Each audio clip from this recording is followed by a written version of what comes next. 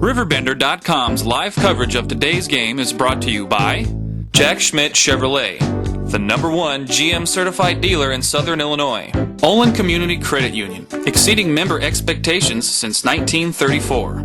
Tycon Builders, 25 years of quality construction services. Alton Memorial Hospital, the best health care close to home. United Methodist Village, where living is easy. Tom Lane State Farm, your good neighbor agent in the Riverbend. Roberts Ford, the value store since 1949. Weber Granite City Chevrolet, Buy American. Gerard Fisher, American Family Insurance, all your protection under one roof.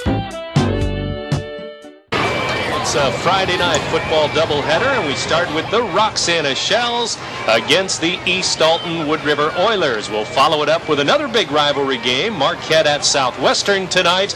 But first things first, Shells and Oilers. With Nick Darr, Brent Berklin here with you. Good-sized crowd gathering here as expected, despite the weather. But Shells and Oilers tonight, Nick.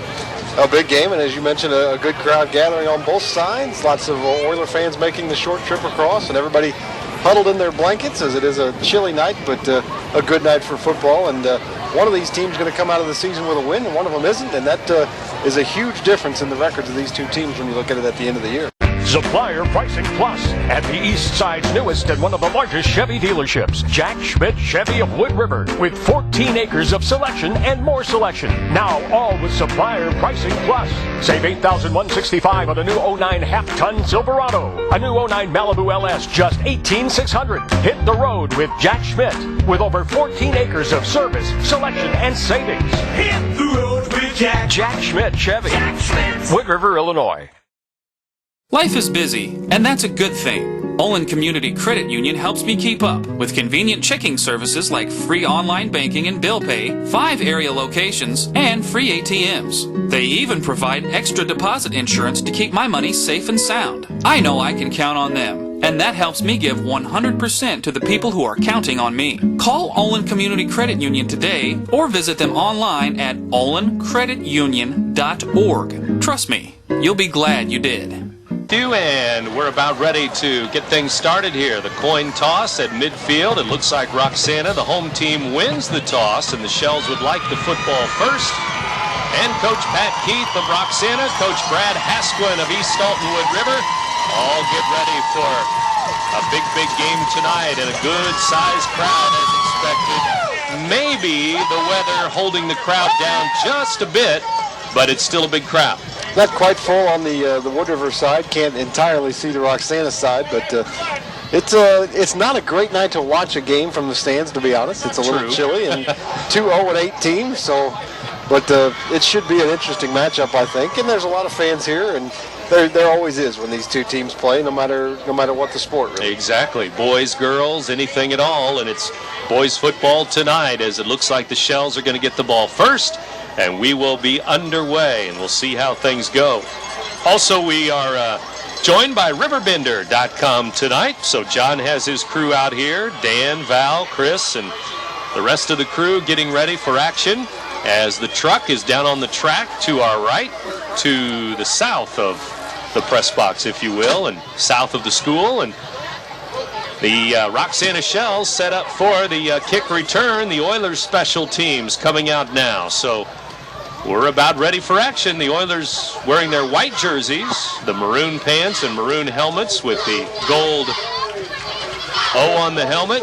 Roxana, no blue in the home uniform. It's gold pants, red jerseys and red helmets, red and gold against maroon and gold. And we're about ready to get it started here on a Friday night. The Oilers tee it up at their own 40-yard line, and it will be Matt Goldman, the senior, who will kick it off for East Alton Wood River High School. Shells wait for the kick. The fans wait for the kick.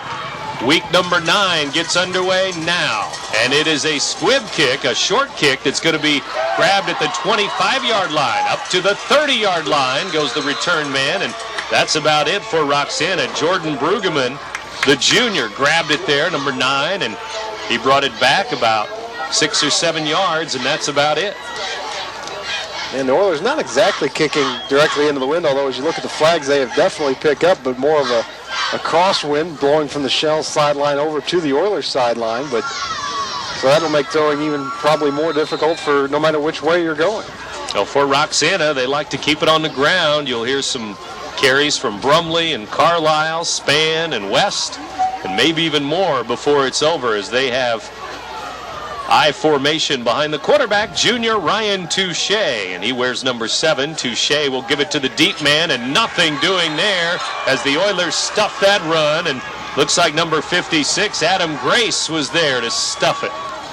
Boy, nobody blocked Adam Grace that time, and he makes the tackle. No gain on the play, and a nice play that time by Grace to bring down the ball carrier right away.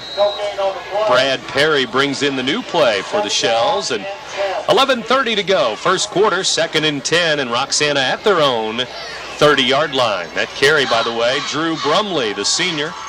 He's the deep man wearing number 14.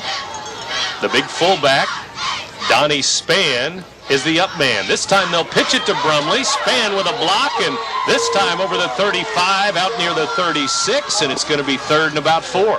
Spann with a head of steam that time, gets the toss, and picks up about 6 yards. Nicely done there. And as if the weather weren't cold enough, looks like it might be starting to rain a little bit as well. That's not what the fans want to hear or feel. They're going to mark it on the 35, so it's going to be 3rd and 5 on that 5-yard gain. And we'll see if the Shells put it in the air as they bring a receiver here to the near side. Donnie Hain, and a receiver to the far side too. And Touche under center. He'll give it to the first man through. Spann, the fullback, maybe a yard, and that's it. 4th down and 4, and the Oilers are going to get it. It's punting time for the Shells. Levi Harmon, the freshman linebacker, in on the tackle for the Oilers that time, stopping the Shells short, and they'll have to punt it away, and that'll be a big key to tonight's game. Who can convert on 3rd down and get their defense, keep the defense on the field. Well, the Shells going to punt it away here. It's like Stephen Garner back to boot it away, and Kevin Tharp, one of the deep men for the Oilers. The snap back, and here's the kick by the Shells. It's going to hit at about the 25, and it's going to roll and stay right there at the 25 as it's downed by Drew Brumley. 1st and 10 Oilers. They'll get the ball first. We mentioned they have a freshman quarterback, of course. He's been there all season long, Aaron Ragusa, and Brad Haswin, the head coach, telling us, too, that on defense, some of their hardest hitters are freshmen, too, as we just mentioned one of those a moment ago. And I think I've heard that the JV team had a fairly decent record this year, so hopefully a bright future for the Oilers. And a lot of freshmen, as you mentioned, Ragusa has had some good moments this year. But as you would expect from a freshman quarterback, he's had some inconsistency as well. Well, when you have the spread offense, you're going to throw, and over 1,000 yards passing for the man who is in the shotgun right now, Ragusa, but we're waiting on the officials to set the ball for play. And Des McElroy, the senior, is the lone setback to the left of Ragusa. And receivers all over the place, as always, for the Oilers. 2 to the left, 2 to the right. And Ragusa waits on the snap. He's going to hand it to McElroy. A dive straight forward there. A dive forward, and that's going to be maybe a half yard is all for the Oilers senior. And the Oilers have really struggled to run the football all year. Have struggled on offense in many facets, but they have not been able to get any running game going for the most part this season. And trying to get it going a little bit with McElroy there. Not much there, though. Now they set up shop, same formation, and this time they'll fake it and run a wide receiver screen. The pass is complete, but right at the line of scrimmage, quick tackle there as the Shells were on it on the completion to Kevin Tharp, the senior. And it's going to be no gain again, 3rd and 10. Tharp makes the catch there. They try to run this receiver screen, as you mentioned, but no blocking on the play, and Tharp brought down easily. And now on 3rd and long, I look for the Oilers here to maybe try and throw it up top and look for Colby Hall over the top of the defense. 3 receivers this time to the far side. Ragusa rolling that way. Flips it high, and it is tipped and then picked off. It is tipped and picked off by the Shells, who are headed back the other way. Down to the 20-yard line on a tip. It's grabbed by Roxana, and they have the pick. and they're headed the other way. John Fleister may have been able to grab that one. The ball was tipped up in the air, came right into the arms of Fleister, and he brings it back the other way. And in a game of this type of intensity, the turnovers usually play a big factor, and the Shells get the first one, and now they've got it in great field position and inside the 20. It was to Colby Hall, and the big man tipped it like a jump ball there, and he tipped it, but there were a couple of Shells behind him, including Fleister, and the senior brings it all the way back to the red zone. They'll call it the 19-yard line. Touche will hand it off. Nothing doing up the middle for Brumley as he is stacked up again, and he will dive forward. He may have picked up a yard or two. We'll see where they mark it, second down. About the 17-yard line, so second down and 8. Pat Keith giving the new play to Ryan Touche, the quarterback. And the Shells in the red zone after the interception. Does look like it stopped raining, by the way. Weather update. Very good. Very, very good. Touche sets the offense again. It's going to be Brumley again over the left side. Has a little room, and looks like he's going to get inside the 10-yard line and close to a first down before he's knocked down. And now they say the ball may be loose. Was there a late fumble? Yes, Oilers ball inside the 10-yard line, and we have a turnover each way now. And wow, you just looked like Brumley was going to have a first down, set the Shells up with first and goal, just the extra effort at the end. The Oilers got in there, able to knock it away and get the turnover. 2 turnovers now early going, and kind of what you expect really from 2 0-8 teams. And doing a little hitting on defense, obviously, to start things off. 7:41 to go, first quarter. We have a turnover each way. We have no score, and we have Oilers with the football at their own 8-yard line. So it looked like it was just enough for a first down, but doesn't matter. It's a fumble, and we're headed the other way. Ragusa back. He's going to throw on first down, looking over the middle. Now he throws it over the middle, and it is picked off by Fleister again. Number 1, Fleister with a diving interception over the middle, and it's Roxana ball once again. Ragusa dropped back, had pretty good protection, and then it broke down. He got chased out of the pocket, throws on the run. A bad decision by him. He throws it right into the arms of Fleister that time, looking for Tharp, but Fleister, the closest man to the football, makes the interception, and now 2 turnovers on 2 consecutive plays, 3 for the game, and we'll see who can hold on to the football tonight. Amazing stuff so far. We're at the 24-yard line. Roxana in Oiler territory, and they'll hand it over the left side, and a dive forward once again over the left tackle, it looks like, for Jacob Carlisle now. The junior will get a carry, and he will carry it down inside the 20 to maybe the 19. That's a 5-yard gain. Boy, contrasting styles on offense for these 2 teams as the Shells running it pretty much every down. The Oilers look like they may throw it every down. Although now with the 2 interceptions, they may have a shift in strategy. But rethink that a little bit. Well, both of the picks have been over the middle instead of to the edge of the sidelines here, so we'll see if that changes. Now they're going to hand it on a counter up the middle, and diving over the left side goes Danny Robertson, middle linebacker on defense, but a sophomore, and he gets the ball, and he'll gain a couple, and it'll be 3rd and short. 1 to go as the ball's at the 15. And Brumley over on the sideline still, sitting after the fumble. Well, you would think 2 down territory here if they don't make it. Live at Charlie Rach Field in Shell Country. Roxana on the move again. They fumbled inside the 10 a moment ago, but got another pick, and here they go again. Carlisle forward. First down inside the 15. They'll mark it at about the 12-yard line. 1st and 10.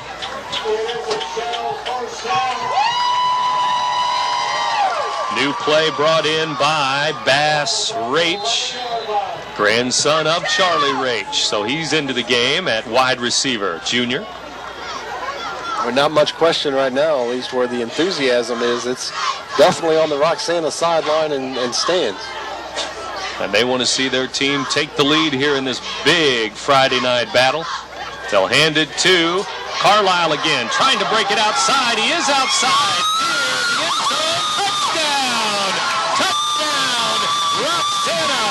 Jacob Carlisle going to the right side with 5:46 to go in the first quarter. Shells 6-0. Well, he just got behind the big right side of his offensive line that time and followed his right tackle all the way into the end zone. Good job, good patience, good vision. And he goes into the end zone and gives the Shells the lead.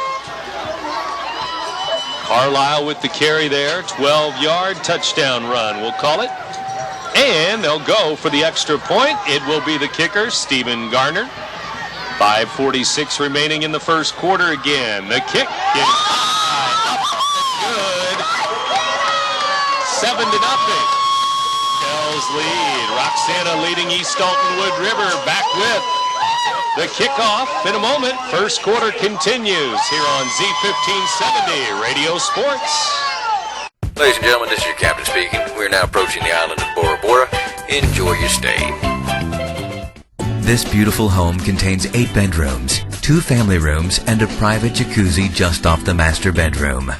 Hey, anybody up for a cruise in my sweet boat? What are you going to do with all the money you save from buying your car at Roberts Motors? Roberts Motors in Alton or online at riverBender.com. Honey, who does our car insurance? State Farm. And what about our house? State Farm, too. And what about our life insurance? Why do you ask? Well, I've got something to tell you. Bringing new life into the world is one of many great reasons to talk about life insurance. So contact your State Farm agent today. They'll help you choose the right coverage. Contact Tom Lane to discuss all of your life insurance needs at 377-8912 across from Gino's 140 Club in Bethalto. Live coverage here on the Big Z of Roxana and East Alton Wood River. Oilers going to grab the kick, and they're going to run the reverse. Come to the near side with Tharp. Tharp trying to turn the corner. He's knocked out at the 30-yard line. Good solid tackle by Drew Brumley to drive him out, but Tharp gets the handoff there on the kick, and it's 7-0 Shells. It's the Oilers with the football now. And Ragusa has got to do a better job making better decisions on offense. I'm sure the Oilers are going to continue to put it in the air. He's thrown 2 picks so far, and 2 straight passes have been intercepted. He's got to do a better job of taking care of the football. And Ragusa lines up the offense. McElroy, the lone setback once again. It's Tharp here to the near side with Josh Bennett, another receiver. Colby Hall goes the other way. 4 or 5 receivers again for the Oilers. And the snap back, it's going to be a handoff. McElroy diving over the right guard, right tackle, and over the 30-yard line for a short gain. 5:30 to go, first quarter, and he'll pick up just a yard and a half. Yeah, not much there that time for McElroy as he runs into the defensive line of the Shells and goes nowhere. A couple of good linebackers for Roxana. Brandon Grizzle and Danny Robertson. There's a pass complete. And we have a flag down, maybe a blocking foul out there by one of the receivers. Scott Gibbs trying to block for his buddy Colby Hall. I think this might be a block in the back against Gibbs. But boy, so far the Shells' tackling has been outstanding, as the Oilers have not been able to break any tackles in the secondary. And it is an illegal block in the back on the Oilers, and they're going to push them back, Roxana, with 5:08 to go. And Coach Pat Keith and the Shells liking the way their defense has played in the last 3 or 4 weeks, the last month of the season. They could just get that offense going and stop the turnovers, stop the penalties, and so far they have, although it's really early here. It's 5:08 remaining in the first quarter. 3 receivers to the near side, and it's Bennett, Gibbs, and number 21, too, Kevin Tharp. Ragusa back on second down and 20. Pump fake, looks over the middle. Now he goes to the right side, and it's a jump ball there, but Colby Hall can't get it. It's overthrown. It's man-to-man coverage. Jordan Brueggemann had Hall on the far side. Oh, incomplete pass, but what a pretty ball by Ragusa. What a perfect tight spiral, and he throws it about 50 yards in the air. It falls incomplete. He overthrows his receiver, but arm strength, not the problem, that's for sure. No, he can play quarterback, and it's going to be 4 years of it in Oiler country, it appears, and going to be lots of throwing for the youngster. 4:49 now, first quarter, and we're at third down and 20 to go. Receivers come to the near side, but they'll run the screen the other way. McElroy has it. 20, 25, 30. Out over the 30 to the 33-yard line, about 7 yards short. 4th and 7 on a gain of about 13. Well, that's a good play call there, and it was well conceived, well set up. A nice gain on third down, puts them in a fourth down position, but gets them better field position, more importantly, for this punt that's forthcoming. Again, we had those 3 quick turnovers, 2 picks for the Roxana defense. Then Roxana moved inside the 10, fumbled the ball to the Oilers defense. And the Oilers, after the interception, they paid for it because they scored a touchdown. There's the punt over the 50-yard line. It's going to hit and roll down to about the 32-yard line. Good roll for the Oilers. Roxana ball. 4 minutes to go, first quarter, and the Shells have it again. There's a flag down on the field. I'm not sure what the penalty might be for. It looks like it's way back at the Oiler 30-yard line is where the flag is. Might be on the Shells. Well, Detrez McElroy is back there talking to the officials. He says it is, but they're calling him over to the sideline. And still no indication. Now here comes one. Again, the flag back near the line of scrimmage on the punt. It's going to be a hold on Roxana. And they'll take it from the spot on the change of possession, it appears. Some student body behind both goalposts tonight, so they set up some special bleachers there for this big game. And they push the football all the way back to the 22-yard line. A 10-yard holding penalty on Roxana. Interesting spot to throw the foul back from where the Oilers punted it from. Usually when you see a holding penalty on a return, it's back at on the side of the return. But back near the punt this time, but the hold against the Shells pushes them back even further. Shells with a man in motion, and they'll give it to the third man through. I formation there, and it's going to be a quick tackle for the Oilers defense as trying to run the ball was Brumley again, number 14, but no room on the right side. Big Lucas Cobb in on the tackle that time for the Oilers. And he is big. 6'5", 290. Big senior on the offense and defensive lines. And pretty much a left defensive tackle, or really a nose tackle at times for East Alton Wood River. Big, number 79. Touche under center for Roxana. Shells ready to go again, ready to run it again. Over the left side, good running room and a nice push for the fullback, Donnie Spann, the junior, and he moves it out to the 34-yard line. That's a 1st and 10, Shells. Well, we talked about the Oilers have struggled to run the football on offense, and they've struggled to stop it on defense as well, and now it'll get even tougher as Lucas Cobb heads to the sidelines. Tight formation again for the Shells. I formation behind Touche, including the fullback Spann.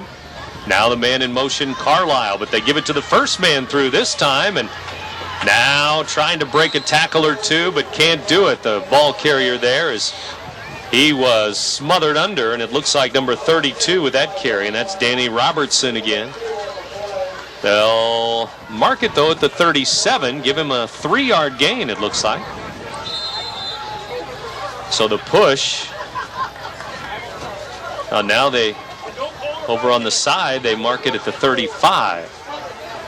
2:22 to go. First quarter, Shells. Second down and long. Now they hand the ball off left side again, and looked like Spann. No, it was Carlisle getting the ball, and he wanted the left side again. Is going to pick up a couple more to the 39. It's going to be third down and about 6. Not much there that time. Good job by the defensive line of the Oilers to stop that one. Adam Grace in at tackle now for Cobb. He actually started the ball game, made a big play on the first play of the game from scrimmage for the Shells. Touche under center again. Couple of receivers here to the near side now. 1:35 remaining in the first quarter. Touche gives it on the quick hitter up the middle. Nothing doing there as the Oilers were there again to stop the run. Daniel Turpinning, number 61, leading the way on no gain, 4th down. Conservative play calling, and the Shells basically pretty content to punt this one away, you would think, here on 4th down, although not really any sign of the punting. You may see a pooch punt here. You may see the quarterback line up in the shotgun and pooch it. Touche under center. We're under a minute to go. 4th down and 4 at their own 40-yard line. Looks like they're going to go. Maybe try to get the Oilers to jump because they don't mind the 5 yards, or I guess a timeout is what they'll call before the penalty. So timeout Shells, 45 seconds to go in the opening quarter. Roxana leading Wood River 7-0. You're listening to 1570 Radio Sports. When you use Tycon Builders for any project, no matter how big or small, they don't decide when the job is finished, you do. They won't even accept final payment for your project until you're 100% satisfied. Tycon Builders is a locally owned and operated company, so when they work on a home, they're working on the home of a neighbor, and they want to make sure their neighbors are happy. For home improvements, small or large, call Tycon Builders for a free estimate. 465-7335. Tycon Builders. Cross the bridge to quality. Make life easy for yourself at the United Methodist Village. With no more stairs and no more home upkeep in a spacious apartment or villa home, with no upfront endowment and just one monthly fee, you stay in control of your finances. Now that's easy and smart. Countryside living that is fun, neighborly, and only minutes from the Clark Bridge. The United Methodist Village, where living is easy. I only wish I'd have moved here sooner. The Roxana timeout. It's a punt, and it's scooped up by Tharp. He has good speed. Over the 40, 50-yard line, too. And he lost the ball, and it may be picked up by Roxana. I thought the fumble was out of bounds, but it's not. The Shells have it at midfield on a fumble.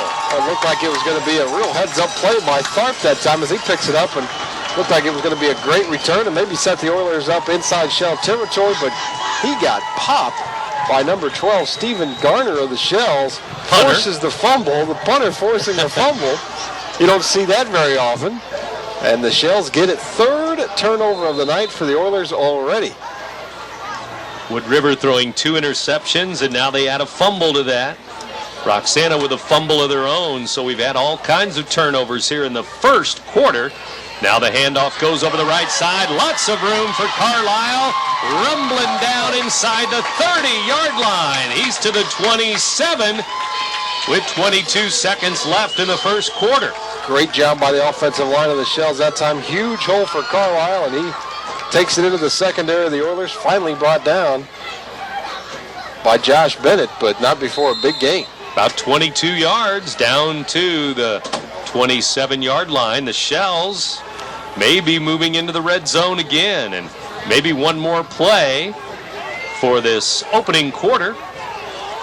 Shells and Oilers and Roxana driving again after yet another turnover. Here's Carlisle, right side again. This time he is tackled, dragged to the ground quickly there, and that's going to be the end of the first quarter. Tackled again nicely in the open field by Adam Grace.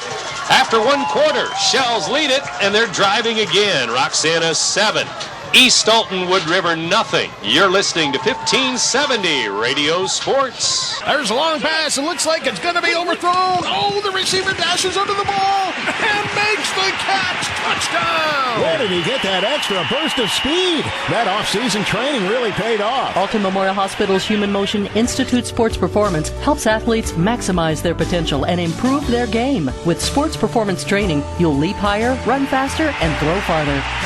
Learn more at altonmemorialhospital.org. Human Motion Institute Sports Performance, building better athletes. Hi, George Weber. Weber Chevrolet's year-end clearance is underway, making now a great time to save money when you buy and when you drive. Through the end of the month, we are offering the highest sales incentives of the year. And no matter what you hear in the media, believe me, our financing is still as available and aggressive as it's ever been, if not more. Combine that with our great incentives and you have the lowest payments of the year. And that's just the start of the great values at Weber Chevrolet in Granite City, Illinois. Or check us out on the web at rivergc.com. Nick Darr and Brent Berkland back with you here. A chilly night for football, but the Shells on the board first, and we have played one quarter now in Roxana. And the Shells driving again. Carlisle right side again and diving forward near the first down, and we'll see where they mark it here. It's into the red zone, and it looks like Roxana liking the right side of that offensive line now. And that's working for them so far. And I like the offensive philosophy. Keep it on the ground until they show they can stop it. Well, they're going to mark it a yard short of the first down. So 3rd and 1. Second quarter underway now. Roxana, 2-down territory again here on 3rd and short, as they mark it just inside the 20 at about the 18-yard line.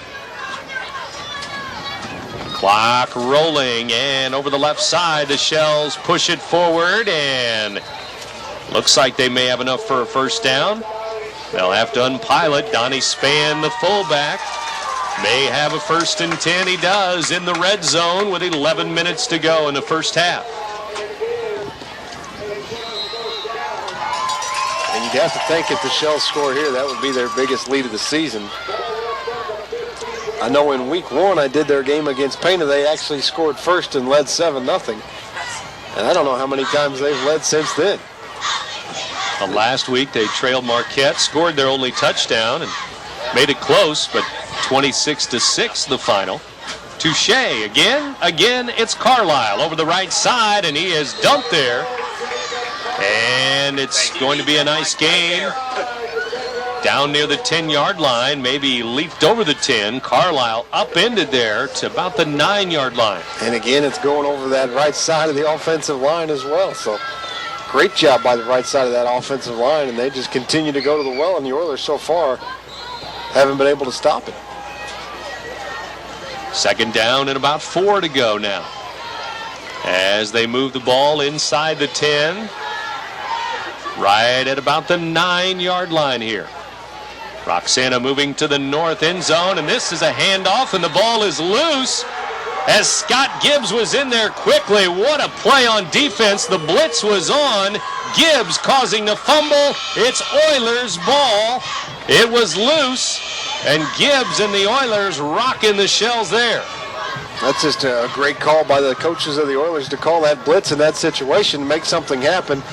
The Shells don't pick it up. Gibbs comes untouched, hits him in the backfield and forces the turnover, so the Oilers get it back. And that's a big play. If they get down 14-0, I'm not sure they have the offensive firepower to be able to come back. Well, the Oilers will try now, just down by that 7-0 score. But again, they're inside their own 10 after the fumble.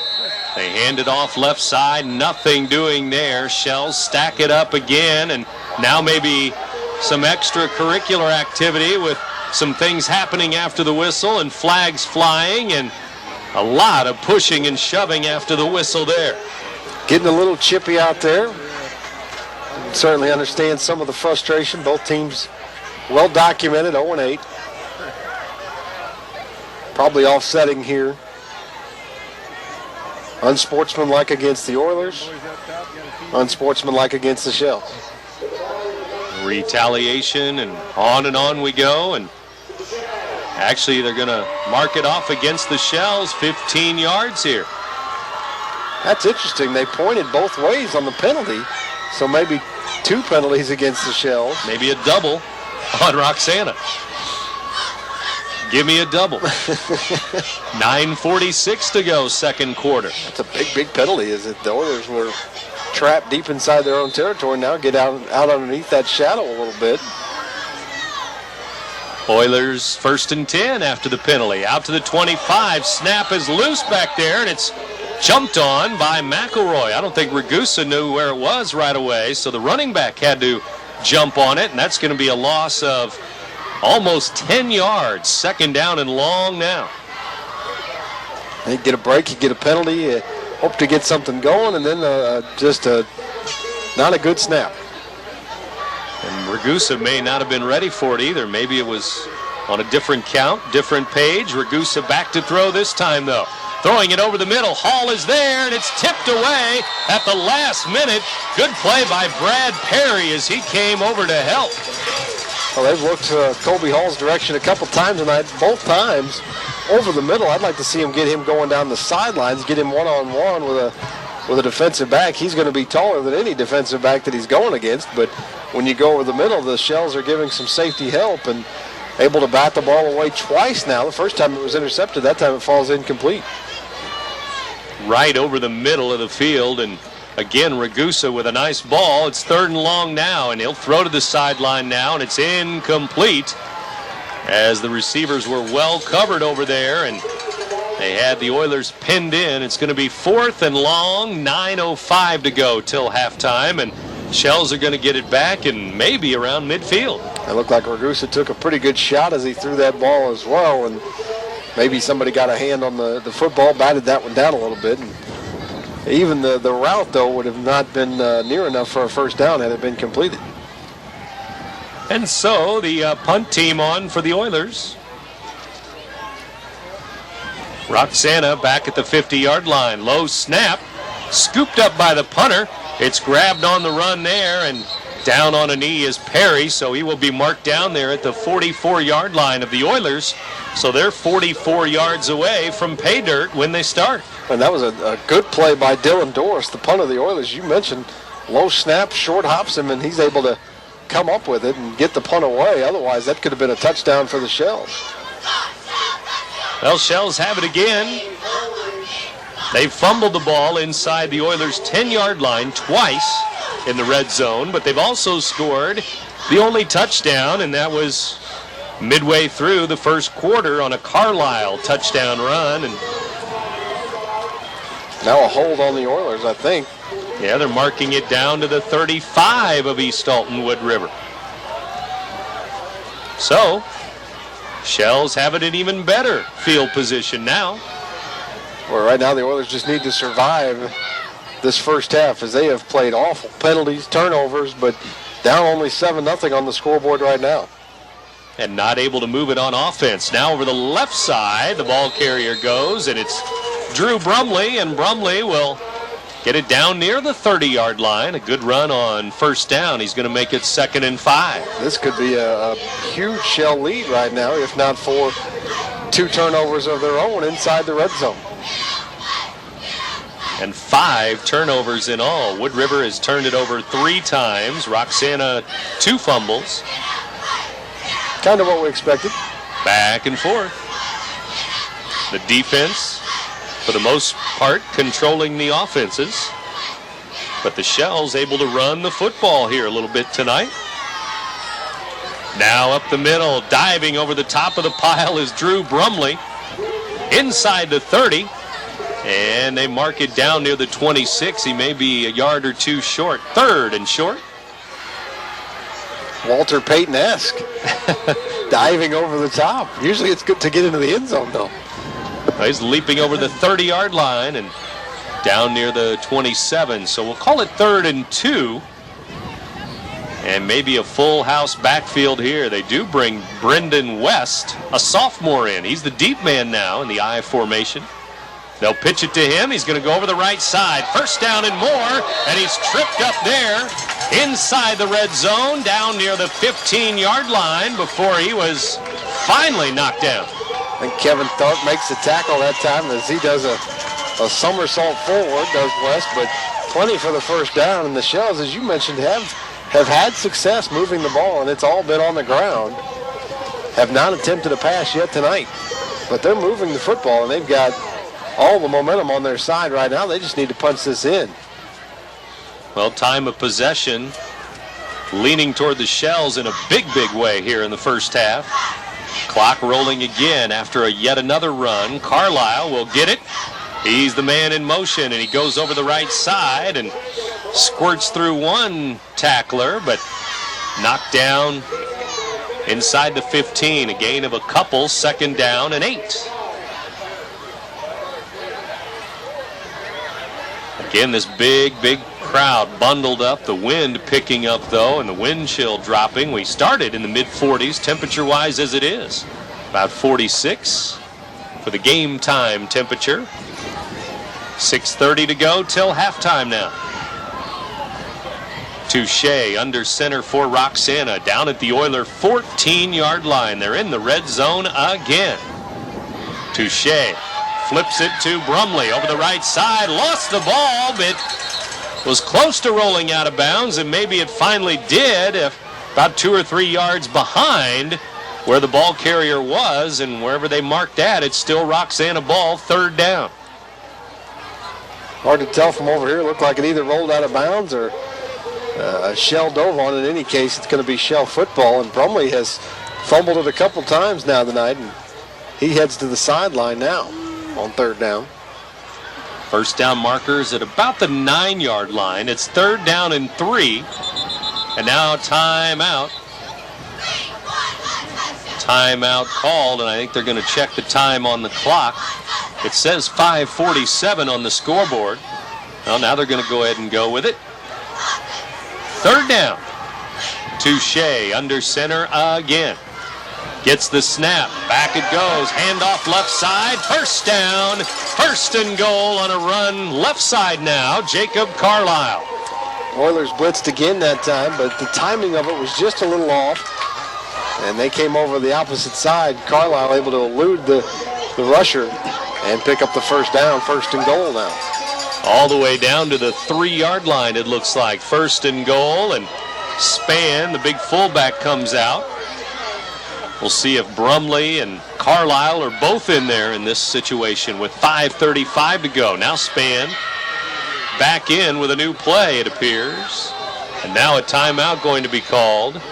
Pat Keith wants to make sure the right play is called and the right personnel is in there too. Roxana, 1st and goal when we come back. 5:26 to go. Shells using their 2nd timeout. They lead the Oilers 7-0. You're listening to 1570 Radio Sports. To-do lists rarely need more to do. So, at American Family, we offer a variety of products at affordable prices with the convenience of a single agent. From auto and homeowners to business and life insurance. This is Gerard Fisher with American Family Insurance. Give me a call at 466-7062.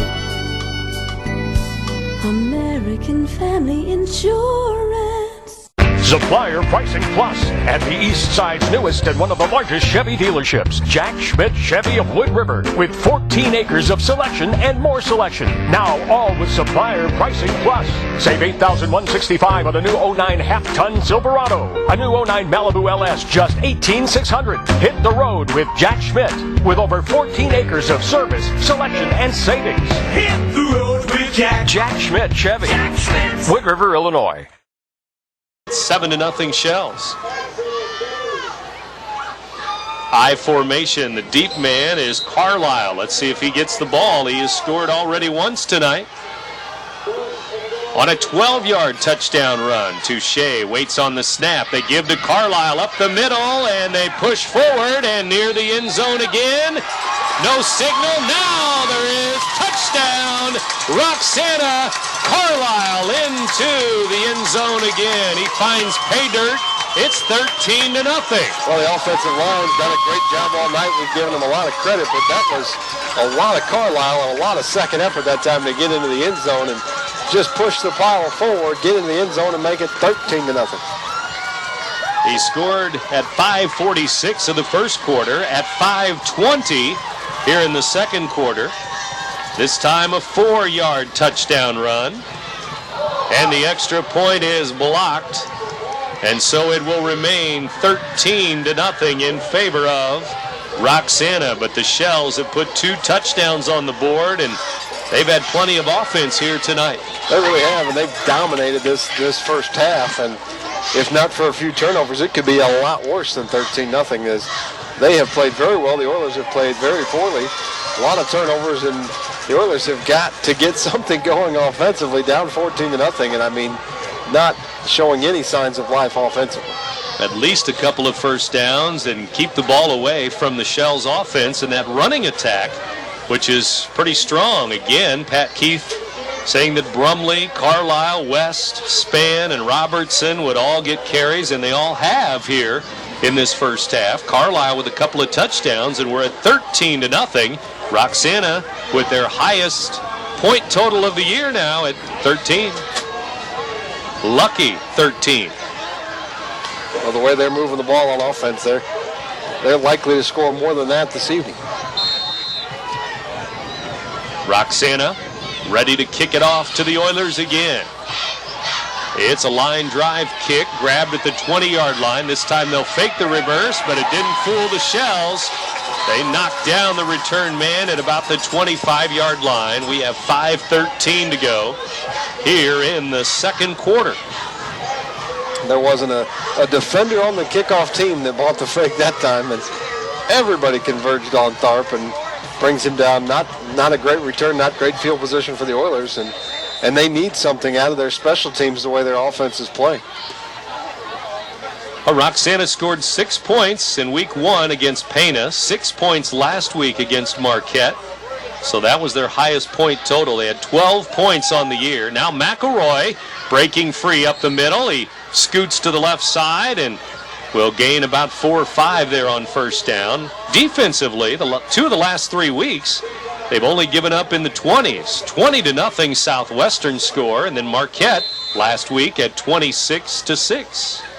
And how many times I've seen several Shell games where the defense has played pretty well in the first half, but they've been on the field for 90% of the first half and just worn down in the second. Ragusa in trouble, and he is knocked down way back there on a sack by Ryan McClure, number 71. He sacked him. And those are the types of things that have plagued this Oilers squad all year long. Anytime they get something positive going, like a decent run from McElroy on first down, sets them up in second and pretty manageable, and then a big sack. And now it's third and very long. Third and about 20. 4:12 to go till halftime. Ragusa back to throw. He has a little time, gets away from some pressure, but now he's hit and knocked down by a couple of Shells. And the Shells there again. It might have been McClure, number 71 again, and he's knocked down. It's 4th down. Ragusa eluded the initial rush that time, got outside the pocket and started looking downfield, and great second effort by the defense of the Shells to chase him down again for the sack. So it's punting time for the Oilers again with 3:40 to go, first half. And again, the Shells are going to get it, in all likelihood, inside Oiler territory. We'll see if it's around midfield once again. It appears that way. It's a low snap, bobbled by the punter. Now he boots it away. It's going to hit at about the 40. And the Oiler roll will take it 15 yards down the field.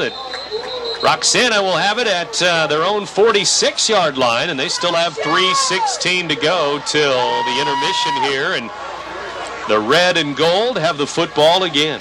And if you're the return man for the Shells that time, I think you need to try and come up and make a fair catch on that football. That would have saved you about 15 yards of field position, and you'd had outstanding field position inside Oiler territory. They let it bounce and takes a big Oiler roll inside Shell territory.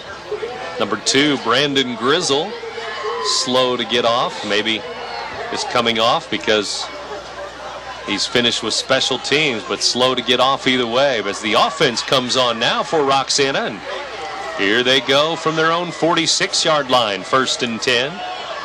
And there must have been another penalty because here they go walking with the football again. And now back the other way. And now back the other way again. And it's going to be personal foul on both teams, it appears. And so it's still at the 46-yard line. And it's Roxana ball at their own 46. Again, just over 3 minutes to go. Second quarter. Touche under center again. I formation behind him.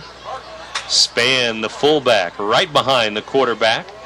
Shells look like they may have jumped too early there. They hand the ball off, and flags do fly, but it may be a holding after all. Carlisle, no gain. That was a strange-looking play all the way around from the snap to the tackle. It was just the timing of it was a little off, and it's a hold against the Shells.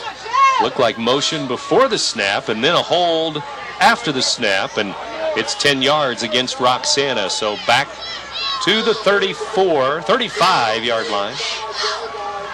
This is where the Oilers could really use a stop over and try and change up the field position game right now, which has been definitely in favor of the Shells.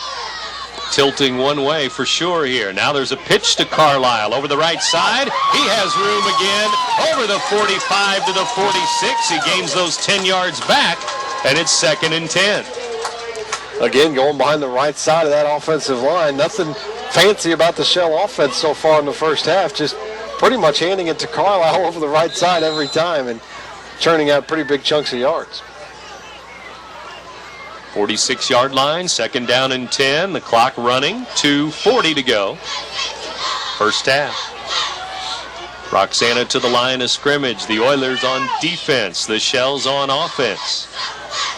Roxana leading with 2 touchdowns on the board. 13-0. Touche gives to Span, the fullback. Dives over the 50-yard line, down to the 47-yard line of East Alton Wood River. 3rd down and about 5, maybe just 4 to go. New play comes in from John Todd, number 10, a senior.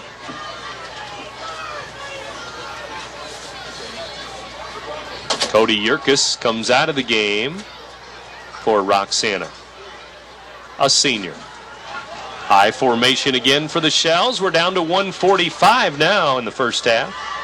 Touche hands the ball off. They'll try the left side, and a flag flies here. Back in the secondary.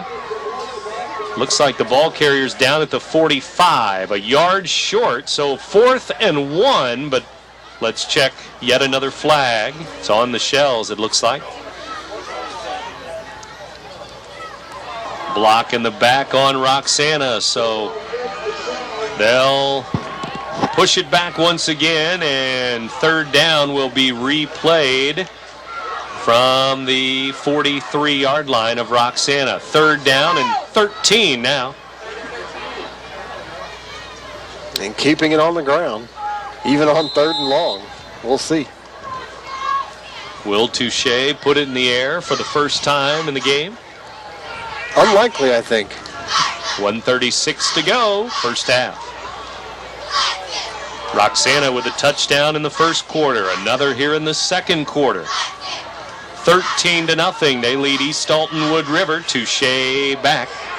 He will fake it to Carlisle. He will throw it, and it is incomplete. Just short of the first down marker there. It was going to be close, but Robertson, the intended receiver, couldn't come up with it on the sideline. Certainly would have given them enough yardage to go for it on 4th down, and now you would think they'll punt it here on 4th and 13 and inside their own territory. And a good job by the Oiler defense that time to stop the Shells and get the football back. From their own 44-yard line, 4th down. 1:29 still remaining, so the Oilers still have a little time. Let's see what happens. Leading into the half. The punter for Roxana waits. Garner boots it away. High, long kick, grabbed on the run by Tharp. He escapes one Shell, but there's more there, including Drew Brumley. And he's knocked down at about the 30-yard line. 1st and 10 Oilers. They have 1:19 to go. But just by fielding that punt, as we talked about earlier, he may have saved his team 15, 25 yards of field position if he lets that bounce. And that's probably going to roll deep inside Shell territory. Roxana on defense. The Oilers back on offense. Receivers left and right again for Ragusa in the shotgun again. The freshman quarterback for the Oilers. The blitz is on. He throws a screen to McElroy, and no blocking there as he is knocked down behind the line of scrimmage, and he'll lose a couple of yards. It looked like West was there to make the tackle. I think just 2 completions on the night. 3 completions on the night for Ragusa, and they've they've all been on screens. They hit a wide receiver screen to Tharp. That went nowhere. He hit a screen to McElroy that had a little bit of potential earlier. And then that one there went nowhere as well. Man in motion, and they're going to hand it to Tharp, who comes to the near side, and he is hit hard and knocked to the ground by the middle linebacker, Danny Robertson, and he's had a great year. The sophomore with a big pop there. Robertson with a tackle. Tharp cuts it back there that time and right into the grasp of Robertson, and he makes a big hit on him. Timeout, Roxana. They'll use their third timeout on 3rd and long. 52 seconds to go. You never know. Maybe thinking they can get the football back here and try and make something happen. Maybe block a punt even. Turnover? Could be. We've had some We've already. Seen a few. 4 in the first quarter. Only 1 here in the second quarter. The Oilers have got to find something offensively that they can go to. Right now they have nothing in their playbook that'll work. I'm thinking maybe a slant, a quick slant over the middle or something to get the ball moving, get the chains moving, and right now they have a goose egg here in Roxana.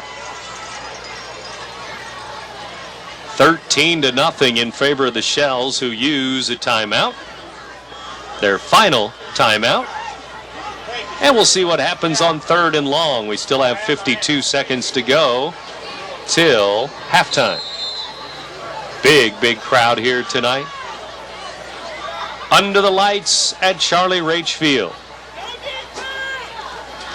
Snap back to Ragusa. He's in trouble again. Gets away from a couple of Shells, but he's down now. It is a sack as finally the Shells converged, and it's 4th and long. Well, not much Ragusa could do that time, although maybe like to see him get rid of it a little bit quicker. Just nobody open, and the pocket collapses, and pressure gets to him, and they'll have to punt it away again. Rolling to the left, rolling to the right. Been running for his life a couple of times, and now it's 4th down and about 20. Ragusa stays on the field, but I have seen them do the pooch punt several times, and the clock may roll out. Yeah, we're down under 10 seconds to go, and they'll take the penalty if they need to, but they may not even have to wait that long. Now with 2.8, the Oilers will use a timeout. 2.8 seconds to go, and now they will likely, well, maybe not likely, but might as well run a play now. Run a play on 4th down. Last play of the half. So maybe you throw it deep, and again, you've got a big man in Colby Hall who's standing there in the huddle, head and shoulders above everyone else for good reason. Absolutely. It's 6'5". The play that most teams elect to run at the end of the half or end of a game from this field position anyway could be a hook and ladder. They throw a pass over the middle and try and lateral it to a trailing receiver. It doesn't usually work, but that's usually what they try. It's nice to watch. I remember it working one time, Miami Dolphins against the San Diego Chargers. Perry and Carlisle dropping way back to midfield. Actually, now it'll just be Brad Perry, the lone man, the center fielder, back at midfield. Well, and Dylan Doris, the punter's on the field, so it looks like they're just going to punt this one away. So on 4th and long, they decide after the timeout to get rid of the football, and they do punt it away to Perry. Last play of the first half. It's down by the Oilers at midfield, and that's the end of 2 quarters.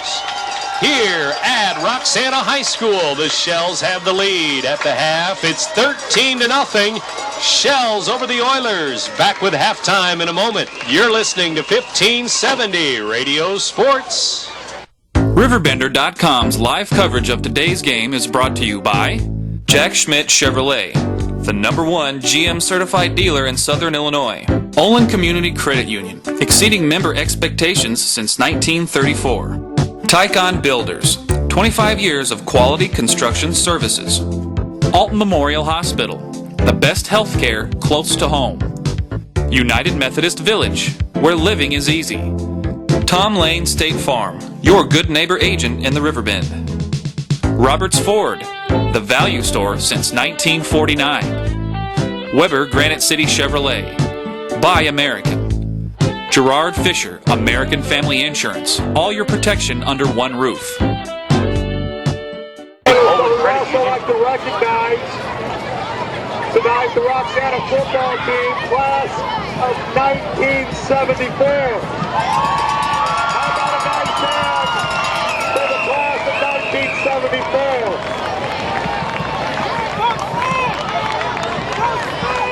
The coaches for that squad, Mr. Charlie Rage, and also Coach Bill Smith. How about a nice hand for Bill Smith? This varsity team was undefeated and the Mississippi Valley champ. The Shells had both the offensive and defensive players of the year. The offensive player of the year was Danny Sitt, and the defensive player of the year that year was R.B. Williams. We have a few of the team here tonight that we would like to recognize. Our first player is R.B. Williams. How about a nice hand for R.B. Williams? Also Jerry Hall. Nice hand for Jerry Hall. Terry McVay.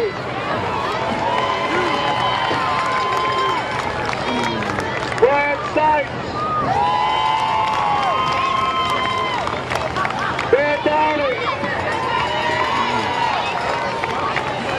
Gary Shoemaker. And Don Miller. One more time, how about a great applause for this 1974 undefeated Shell football team.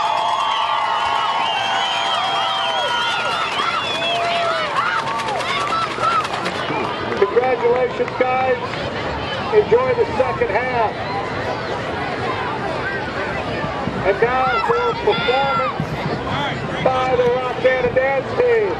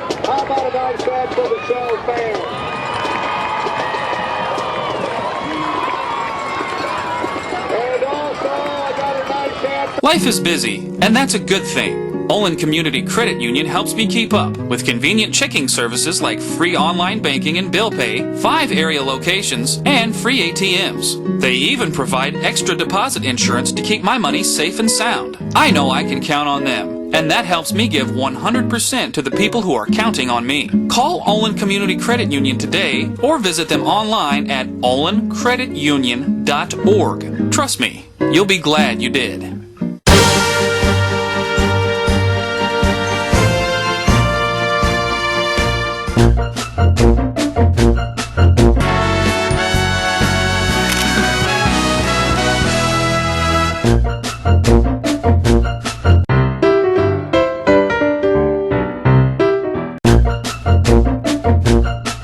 What do I have to do to sell you a car?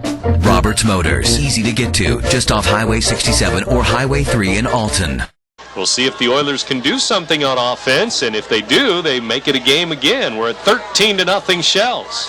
And I know Brad Haskell loves to throw the football, but you'd have to think they're going to try and get a little running game going here.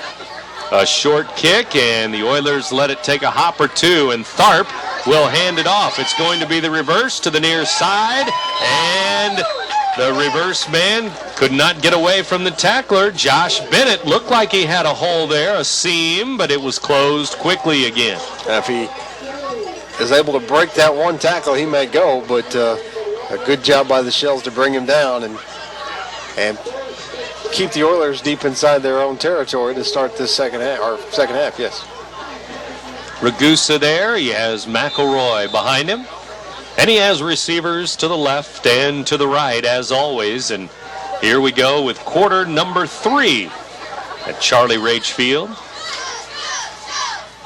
They try to hand it off, and they do. It's a quick hitter and a big gainer up the middle there, and it's McElroy, and he has a first down out near the 40-yard line. Bang, right up the middle it goes. Trying to remember if they had a first down in the first half, maybe just one. But a good run by McElroy to start the second half, and we'll see if they try and get a little ground game going here. First down on a penalty or two, and that was probably about it in the first half.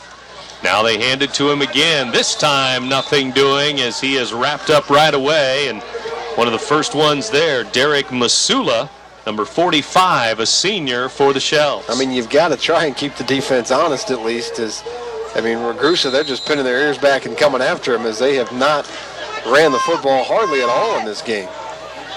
Gibbs and Hall come to the near side, receivers, but Ragusa looking the other way, and he throws it low, and Tharp couldn't get it at the 40-yard line. It's going to be about a 3 or 4 yard gain, but low throw, and it's now 3rd down and 12 to go. You know, you come out and you run one running play for a first down, and you run another, and it goes nowhere, and then back to the air. 3 receivers to the far side now. Gibbs goes the other way. Kobe Hall all by himself here in the near side, number 16. And Ragusa with 11:11 to go in the third quarter. Back and rolling to his right. He's going to run with it. He is hit on the sideline, and out of bounds he goes over the 40-yard line. Gain of about 5, but it's 4th down. I'd be tempted to go for it here if I was Coach Haskell. Maybe if it's 4th and less than 5, but it's 4th and about 7. We'll see. They may try a hard count here and try and drive them off sides. Might try a pooch kick. Ragusa back and looks at the sideline, ready for the snap with 11:03 to go. And what's it going to be on 4th down and 7? He is going to punt it, and it's right into the line of scrimmage, and it's picked up, and the Roxana Shells are off to the races. Number 2 picks it up off the ground, and Brandon Grizzle has scored a touchdown. Grizzle on the punt, and he scores 6 for the Shells. I don't think it was blocked. I think it was just maybe shanked off his foot and maybe hit one of his offensive linemen. Ragusa might have hit one of his own players with it, I think. I think you're right. Grizzle alertly picks it up and takes it to the end zone. I'm not sure any of the Oilers were aware of where the football was. Grizzle, a nice play to pick that up and take it into the end zone and give the Shells a 19-0 lead now.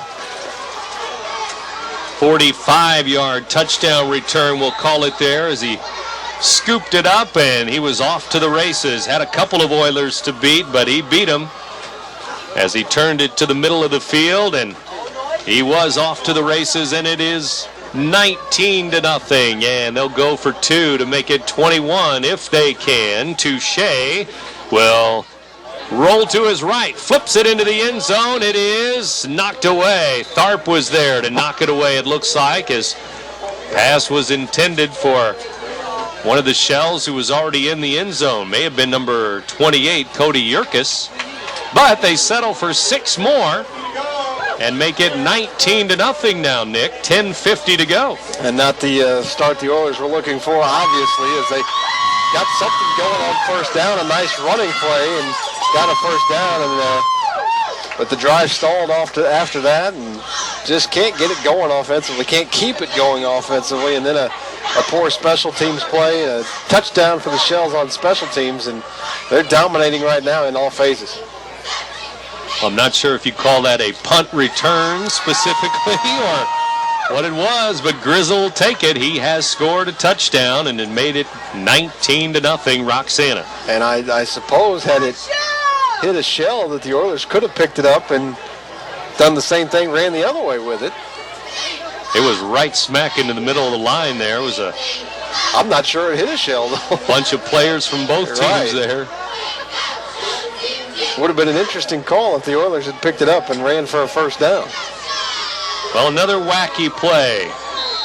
A long line of this history of Shells Oilers, and it's 19-0, and Oilers will return to kick again. Tharp comes to the near side. This time he'll fake the reverse, and the Shells have Tharp back at the 20-yard line. They'll tackle him there, and some sure tackling again. Nathan Martz, number 55, on the tackle. And the Oilers continue to either run a reverse or fake a reverse on the kickoff, and not with great results. So the Oilers on offense again. And now 3 touchdowns for Roxana on the board. 19-0. 12 points total this year for the Shells in the first 8 games. 2 touchdowns. They have 3 here tonight. Snap back. The handoff goes to McElroy. Tries to push it up the middle. Shells trying to stop the progress there. A nice push initially, and he may get about 3 yards. Right up the middle of the field. Grizzle, slow to get up. The last man to get up for Roxana. And the Oilers down 19-0, and not an insurmountable score to be sure, but you have to think that they've got to have the next score in this game to have any kind of chance. That would be the key. There's still 10 minutes to go. Third quarter. Lots and lots of time. Over the middle, it's Colby Hall, but Ragusa now throws it to Hall, and it's tipped, and it's picked off. Brad Perry playing center field again. And here he goes up the sidelines, and he's knocked out of bounds in the red zone. And again, they go for Colby Hall. Again, it's a tip pass and another pick. I think that was tipped off his hands, though. That looked to me like a ball he should have caught, and it'll go into the books as an interception for Ragusa, but that could have and should have been a completion. This time it's Perry with the interception on the deflection, and Wood River with 3 interceptions and a fumble. That's 4 turnovers. Roxana with 2. And the Shells in good position once again, to say the least. At the 16-yard line, it's first and goal. Roxana moving before the snap though, and they'll be out of the red zone now on the penalty. Every offensive lineman moved except the center, I think. And so they will be pushed back 5 yards. Illegal motion back to about the 21-yard line. First down. They push him to the 21. First and 15 now.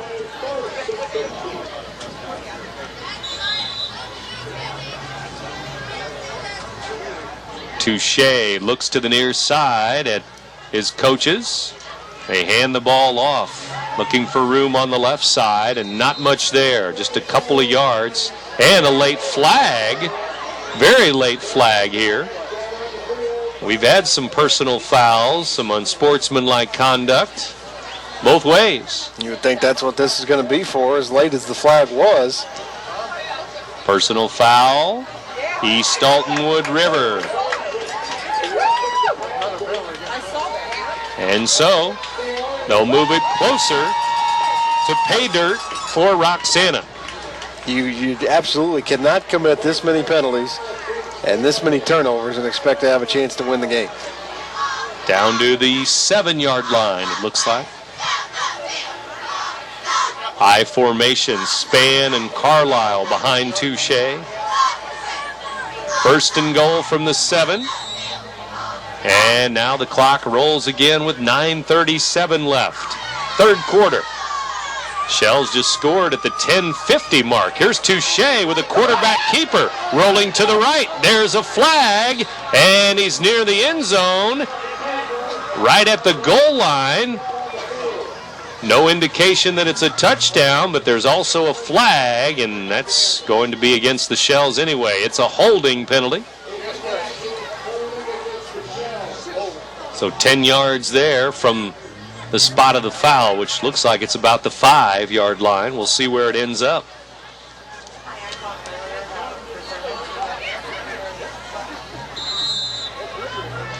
Ball was down at about the 7. Now it's out to the 12-yard line, it looks like. Roxana's Ryan Touche, the quarterback, hands the ball off to Span, the fullback. He's still on his feet, carrying Oilers into the end zone. The big fullback carrying some defenders with him, and he has 6 more for the Shells. Oh, just a great run by Span. Some poor tackling by the Oilers, but nice effort by Span that time as the tacklers were just bouncing off of him, and he takes it into the end zone rather easily, really. Touchdown run for the Shells, yet another. And they scored 2 quick ones within 2 minutes of each other, and at 9-11, they're on the board again. It's 25-0. Roxana with the lead.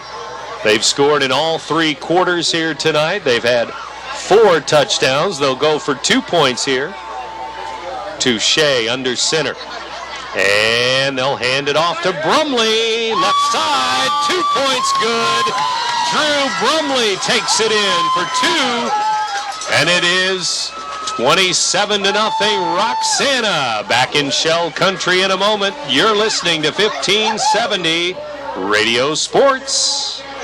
And Saturday morning for We got a flag. We have Personal foul against the Shells. Personal foul against the Oilers. Kicks off at 10 a.m. Pick them up, doesn't matter. Fighting Illini football. Just one, Brian. 1-1-1. Highlighting the Shells, Oilers, Redbirds, Explorers, and Eagles this Saturday morning at 10. Running right clock. Here on Z1570. Nick Darr and Brent Verkland back with you. The Shells are on the board again. Touchdown run and a 2-point run. And they have upped their lead, which was 13-0 at halftime, to now 27-0 over the Oilers. And this a bit of a surprise, not the fact that the Shells are winning the game, but so handily winning the game and dominating the game, really, and just looking great on offense, defense, and special teams. And I believe I heard a couple of times this week that the Shells needed about 20 points so they wouldn't break their all-time record of points, lowest point total per year. And they've got it. They needed about 20. They're at 27 now, and we're early in the 3rd quarter. Heading for comfortably above 30 tonight. And 12 points, of course, total for the year coming into tonight. The Oilers will return it here as Tharp goes right up the middle. Kevin Tharp with a lot of room, and the kicker will have to make the tackle. Garner outside the 40 at about the 43-yard line. Another flag comes in. Boy, are they throwing some hankies around tonight. Late flags. Late flags, and I don't know if it's... Shells this time, it appears. Personal foul, I believe. Again, trying to clean it up if they can. You wonder if it's really that chippy, or if the officials are perhaps cognizant of the fact that this is a big rivalry game and it's gotten chippy at times, so they're trying to really make sure that doesn't happen. I'm just guessing there's a little lip service going on. There could be. Well, timeout Pat Keith, I think it is, here for the Shells, and I think he's going to stop this right here, right now, if he can, because he's probably tired of seeing it. There's 15 yards for the Oilers. Absolutely, and you got a 27-point lead, and if you just play smart the rest of the way, you're probably you shouldn't have much trouble holding this one out. But the one thing that can lead a team to a comeback in a situation like this is stupid penalties and turnovers. And handing them yards like 15 yards down to the 42-yard line of Roxana here. I mean, the Oiler offense has shown no signs that they can drive much of a length of the field to get a score, but now you set them up with pretty good field position, and we'll see. 9:04 to go in the third quarter. Still a long way to go, and then we go to Piasaw Bird Country. We'll have Southwestern and Marquette for you later tonight, right here on the Big Z. Oilers back on offense. Ragusa getting ready. And he gets ready on a snap from center Brendan Overton. Ragusa back. He's in trouble again. Gets away from a couple of shells. And he flies inside the 40 down to the 39-yard line. Ragusa has fairly decent mobility and pretty good speed. I'd like to see maybe a little bit more designed runs for the quarterback. Get him outside the pocket and get him moving in space. Use him as another runner. And now they run it with McElroy right up the middle and to the 34-yard line. A gain of about 5 for number 2. Well, definitely 2-down territory now for the Oilers, and obviously hoping to get it here on 3rd down, but if they don't, you would expect, barring a huge loss here, that they'll go for it on 4th. 3rd down. And Ragusa waits for the snap in the shotgun, and he's going to roll to his right. Looks over the middle. Now he pitches it late to McElroy. Gain of 1, but that's it. As Grizzle and the rest of the Shells were there to knock him down. 4th down and 2. That was a late toss, and now McElroy's down. So we'll retire to the mountains. Oh, but I love the ocean. There are places you want to get to in life, like retirement. And now your State Farm agent can help guide you with the free State Farm Insurance and Financial Review to prioritize your needs and help you plan a roadmap for your financial future. Come on, nothing beats pine trees. Except for palm trees. Call and schedule yours today. Like a good neighbor, State Farm is there. Contact Tom Lane to lay out your roadmap to retirement today at 377-8912 across from Gino's 140 Club in Bethalto. When you use Tycon Builders for any project, no matter how big or small, they don't decide when the job is finished, you do. They won't even accept final payment for your project until you're 100% satisfied. Tycon Builders is a locally owned and operated company, so when they work on a home, they're working on the home of a neighbor, and they want to make sure their neighbors are happy. For home improvements, small or large, call Tycon Builders for a free estimate. 465-7335. Tycon Builders. Cross the bridge to quality. Right back to action on 4th and 2, and the snap blows by Ragusa, and he goes and falls on it 10 yards behind the line of scrimmage, and on 4th and 2 they give it up, and it looked like Ragusa was not ready for the snap as it just blew right by his right ear. Somebody missed the snap count, either the center or Ragusa, as you said, definitely wasn't ready for it, and that was 4th down, so the Shells will take over now. 1st down and at close to midfield here. But that's a couple times tonight we've seen Ragusa and the center not be on the same page as far as the snap count. So Touche, the quarterback, and the rest of the offense out there on the field, and with 7:34 to go in the 3rd quarter, they will line it up and start it up with Jacob Roberson, the sophomore center. Touche under Roberson, and he'll hand it off. Last man through, the deep man was Brumley, and he's up near the 50-yard line, a gain of about 3 yards. 27-0 in favor of the Shells. 13-0 at halftime. 2 touchdowns here in this 3rd quarter, and some quick ones too, back-to-back. One on a special teams, a punt return, if you will, for Grizzle. And then Span, a 12-yard touchdown run. After another turnover.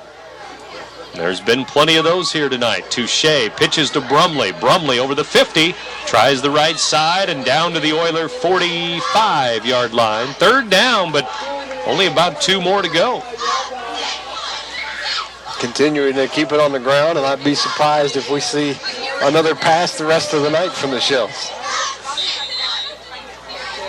And maybe not another run from the Oilers the rest of the night. They're balancing each other out, I suppose, on yes, offense. They are. 6:20 to go. 6:20 in the 3rd quarter. 3rd down and 2 to go. Touche fakes the handoff to the fullback and now runs into the second running back as there was all kinds of miscommunication there, and he's sacked for a loss of 5, and there's a flag down. Maybe a face mask against the Oilers? Nope. Holding, Shells. Holding on Roxana. Hard to believe there could have been anybody holding on that play as the Oilers it looked like nobody got blocked. Whoever was holding it didn't work. Or a different side of the line from where that blitz, if you will, came from, but Touche was trying to hand it to somebody and nobody wanted it. And so, 6:03 to go. The penalty is declined because Touche was sacked back near midfield, the 49-yard line of the Oilers.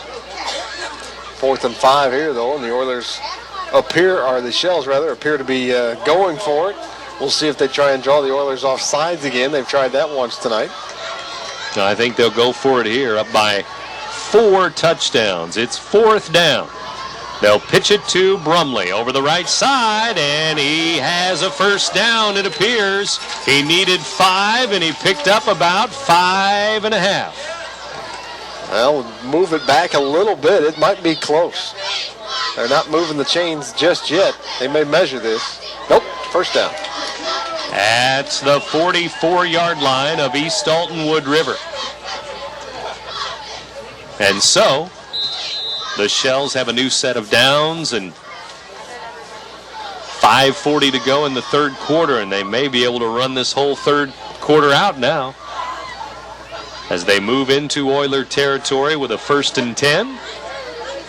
Touche hands the ball off to Span, the big fullback over the left side, gains 3 to the 41-yard line before he's wrapped up by a couple of Oilers. More SCC action later tonight. Marquette at Southwestern, so stay tuned for that. And Alton at home, CM at home, all of that action going on tonight. You'll hear that tomorrow after Illini football. One final weekend for the regular season here in 2009. It's week number 9. Touche under center. He'll hand it to Brumley, right side. Flags fly, and Brumley flies through the line, and he's standing in the end zone. But I think some motion on the Shells before the snap. Let's see. They stopped the play before it started. Brumley was off to the races. If this would happen to go against the Oiler defense, Pat Keith's not going to be a happy man. Now they're still talking it over here. And one official's marching seemingly towards the, like it's going to be against the Oilers. And if it was, maybe it was before the snap, so a dead ball. They're still meeting. Big meeting there. The Shells had already huddled up and headed to the line of scrimmage, but we don't even have the call yet. Personal foul on the Oilers before the snap. As I now see the drizzle up in the lights. Maybe even more than a drizzle. I don't think you believed me earlier. It was there. Maybe I was seeing precipitation. Precip. There's 15 yards against the Oilers. That's going to take it into the red zone. That's hard to believe. They're coming over and giving Coach Keith an explanation of why the whistle blew mid-play, because otherwise Brumley's in the end zone with a touchdown. I think something may have been said before the snap there. Boy, oh boy, just have a we guess. Seen how many personal fouls have we seen tonight? There's still a flag on the field that needs to be picked up. Maybe they throw. Or maybe there's another one. Maybe they've thrown another one. Now Brad Hasquin wants to talk to the officials about what in the world's going on here. And with 4:45 to go in the 3rd, one of the Oilers picks up the flag for one of the officials. 27-0, and now the Shells will run the counter. Coming to the near side, nothing doing there for Robertson, I believe, has the ball, but he's covered up by 3 or 4 Oilers. And he's going to lose yardage there and slow to get up. Lose about 4 yards. Back to about the 20-yard line he goes. No flags. Not this time.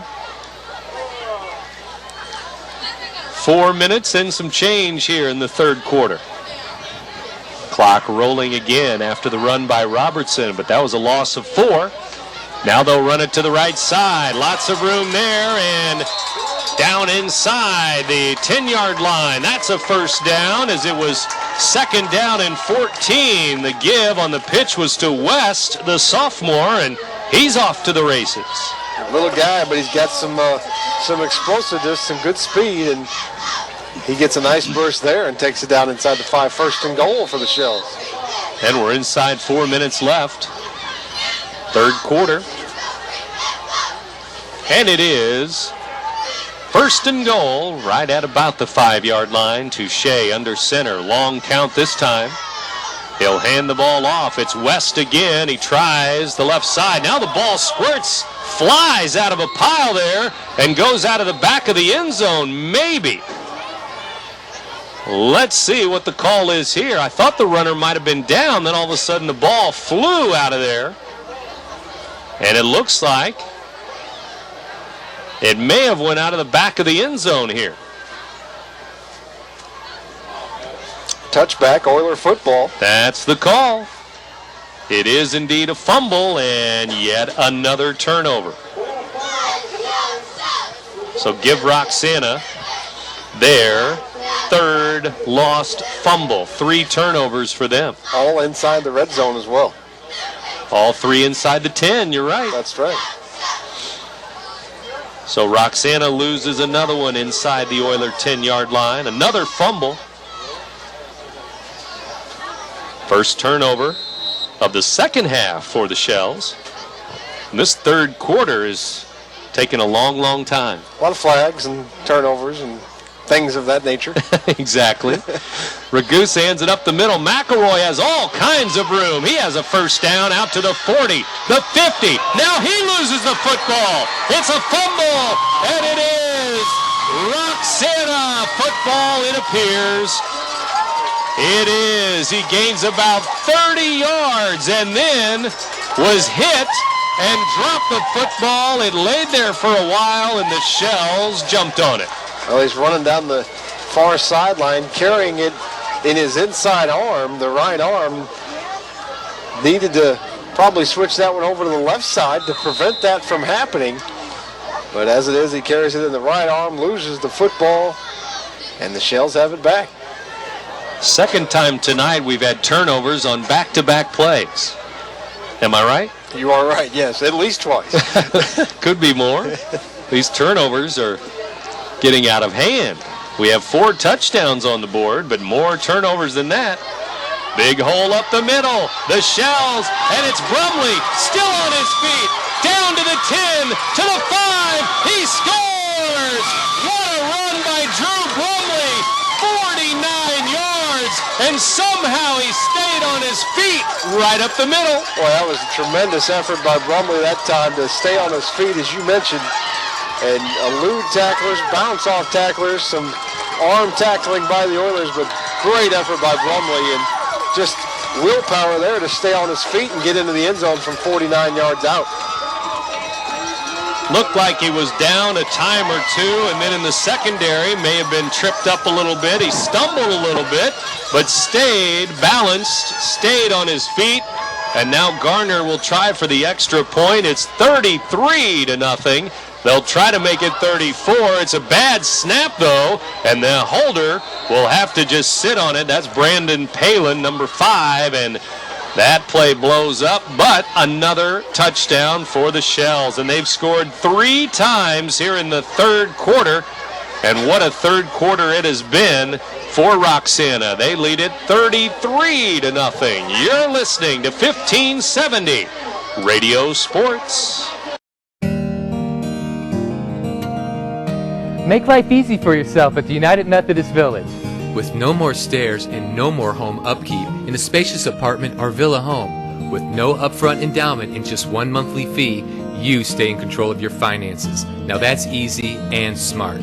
Countryside living that is fun, neighborly, and only minutes from the Clark Bridge. The United Methodist Village, where living is easy. I only wish I'd have moved here sooner. Hi, George Weber. Weber Chevrolet's year-end clearance is underway, making now a great time to save money when you buy and when you drive. Through the end of the month, we are offering the highest sales incentives of the year. And no matter what you hear in the media, believe me, our financing is still as available and aggressive as it's ever been, if not more. Combine that with our great incentives and you have the lowest payments of the year. And that's just the start of the great values at Weber Chevrolet in Granite City, Illinois. Or check us out on the web at rivergc.com. Third quarter rolls on, 3:09 to go in the third as Brumley has scored for Roxana. Grizzle, Spann, and Brumley have all scored here in the third quarter. And the Shells led it 13-0 on two Jacob Carlisle touchdowns in the first half. So it was 13-0. At the break, it's 33-0 now. And you can't help but be happy for the seniors of the Shells tonight. I mean, it's turning into a celebration on the sideline and in the stands. Here comes Tharp on the kick return, and he comes up the middle, breaks a couple of tackles over the 30. And you feel for the Oilers losing a game like this in such a big fashion, but again, you feel good for the Shells as well. You do, and most of the Oilers, the seniors, all have won games before, whereas the Shells, all the practices and all the games that they've played in their football careers here at Roxana High School, and have not gotten to celebrate a victory during that entire time, and it looks like they're going to get to tonight, and it's nice to see. Looks like 6 seniors for the Oilers. We mentioned 14 seniors for the Shells. And it is senior night here in Roxana, of course. Last home game, last weekend of the regular season. Ragusa back to pass again. Looking and throwing to Hall, but it's broken up at the last minute. Pleister was there. One Shell had been beat, but Pleister with some help defense. Ragusa slipped a little bit. The ball was a little late coming out because of that, and allowed the defense to come over and get a hand on it and nearly intercept another one. Now we're at 2:55 remaining in the third. Oilers football. Shells again with 5 touchdowns on the board. You can't say it enough. Hasn't happened in a long time. Now the blitz is on. Ragusa sacked. He is sacked. Couple of Shells there. And Ragusa goes down back near the 10-yard line. Wow, just a jailbreak that time as 3 Shells giving chase, and they're having some fun out there on defense now. The last Roxana victory, week 5 of 2006. That was a win over the Gillespie Miners, and it was 21-0.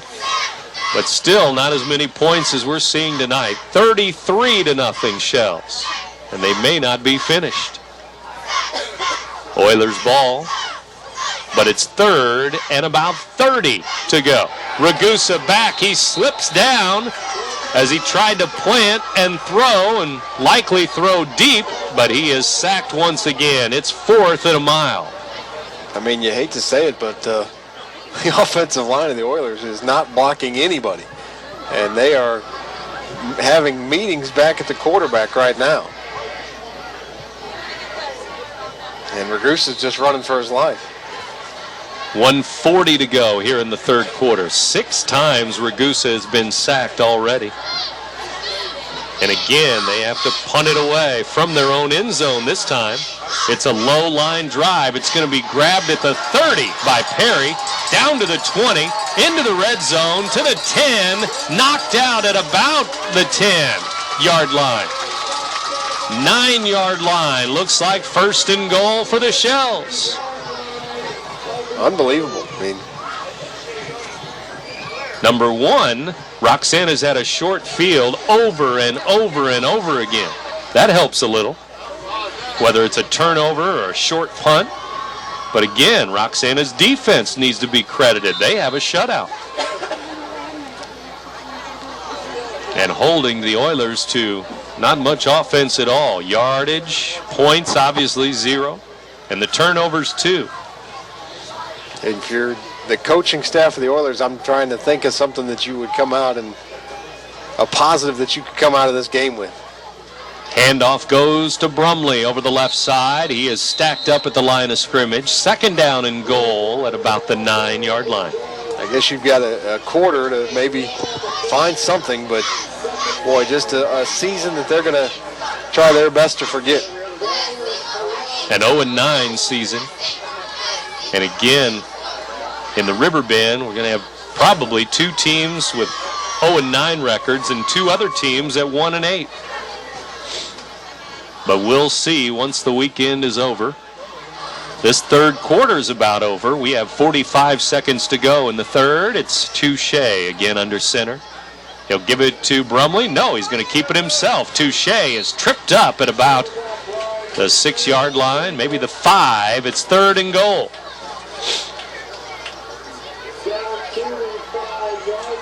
And just outside the 5-yard line on 3rd and goal, and 20 seconds left. Shells may wait until the 4th quarter to snap this 3rd and goal play, and Touche in the huddle, but they won't break the huddle. Big 3rd quarter for the Shells. 3 touchdowns, and now quickly they go to the line. Touche looks over the line, but that is the end of the 3rd period. We'll go to the 4th. 13-0 at halftime, but 20 more for the Shells in the 3rd quarter. They lead the Oilers 33-0. You're listening to 1570 Radio Sports. There's a long pass. It looks like it's going to be overthrown. Oh, the receiver dashes under the ball and makes the catch. Touchdown! Where did he get that extra burst of speed? That off-season training really paid off. Alton Memorial Hospital's Human Motion Institute Sports Performance helps athletes maximize their potential and improve their game. With sports performance training, you'll leap higher, run faster, and throw farther. Learn more at altonmemorialhospital.org. Human Motion Institute Sports Performance, building better athletes. The more your life changes, the more your insurance needs change. I'm Gerard Fisher of American Family Insurance. In just minutes, I can conduct a free personal insurance review to help you determine how much and what type of coverage is right for you, with no costly gaps or overlaps. Interested? Call me, Gerard Fisher of American Family Insurance, today at 466-7062. American Family Insurance. They all belong to the Shells. Not the turnovers, but the 5 touchdowns, and they're going for more now on 3rd and goal from the 5. They try the left side, and nothing doing for Masula. Pat Keith trying to get another senior into the end zone, but it's 4th and goal from about the 3-yard line, it looks like. We'll see if he attempts to get another senior a touchdown here on 4th and goal, and I would think he would. Well, Pat Keith has heard it over and over again. 30 losses in a row now, but it's going to come to an end at 30 in a row here tonight.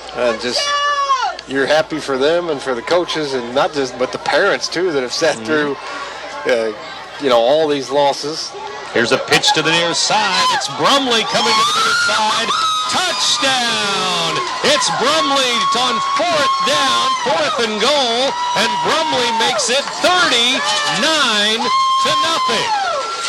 What a game for Drew Brumley too, and finishing off his career in style.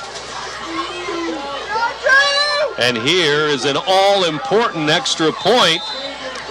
40 points would mean the mercy rule. We've seen that a lot this year. Against the Riverbend teams a lot this year. Shells and Oilers here, though, and it's 39-0. The kick is blocked.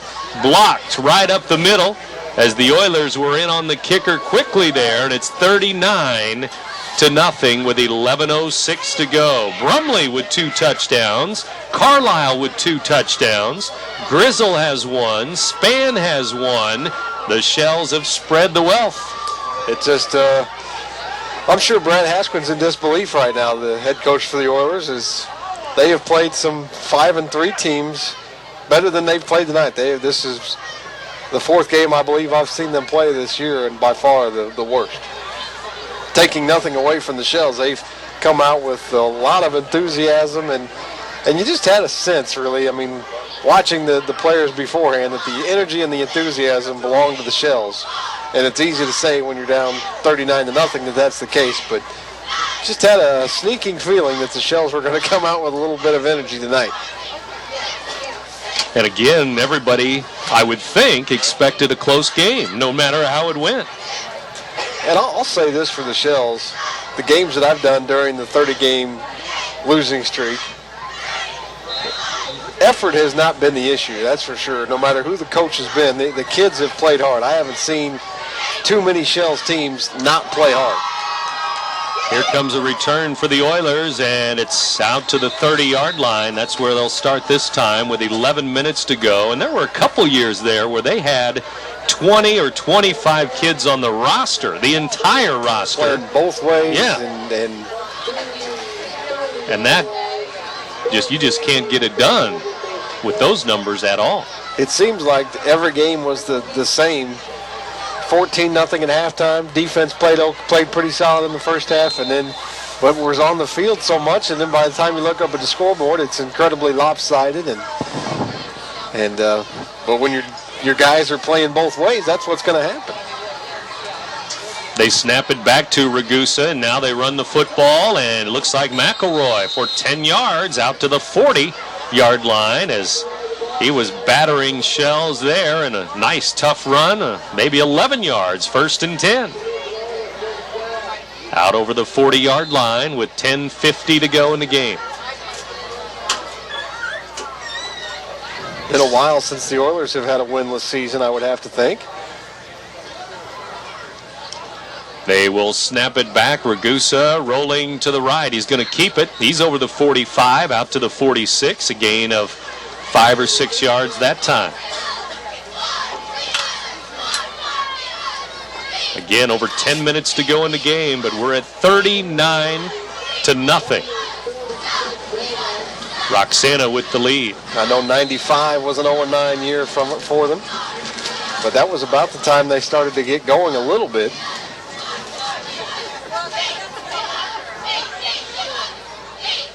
Ragusa back, and now he's going to run with it again. He'll have a first down, and he's out of bounds inside, well, just over the 50. We'll call it the 47-yard line of Roxana. He's definitely got some mobility.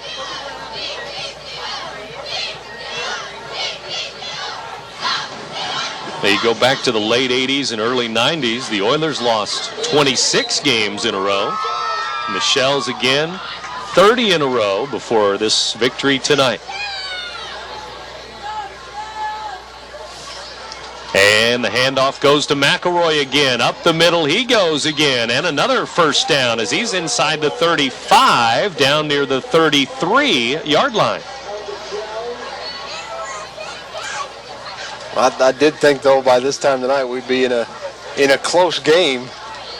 Maybe a 7-6 game or something like that would have been my guess on the score at this point, but the Shells have dominated. No doubt about it.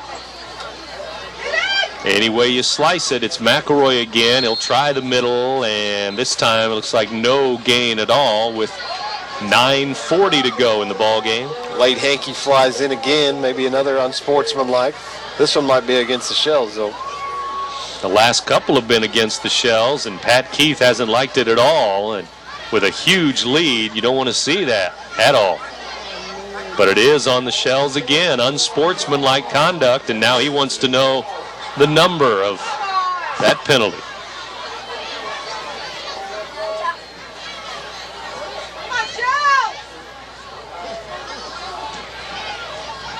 Now the Oilers came into this game, 52 points scored this year. Again for Roxana, 12 points coming into this game for the entire season. 6 points each against Pena and Marquette. Oilers trailing here, and McElroy with Nothing there up the middle. They are in the red zone, though, after that 15-yard penalty. McElroy's going to lose a couple back near the 20-yard line. They haven't been anywhere close to this type of field position tonight that I can recall. Not at all.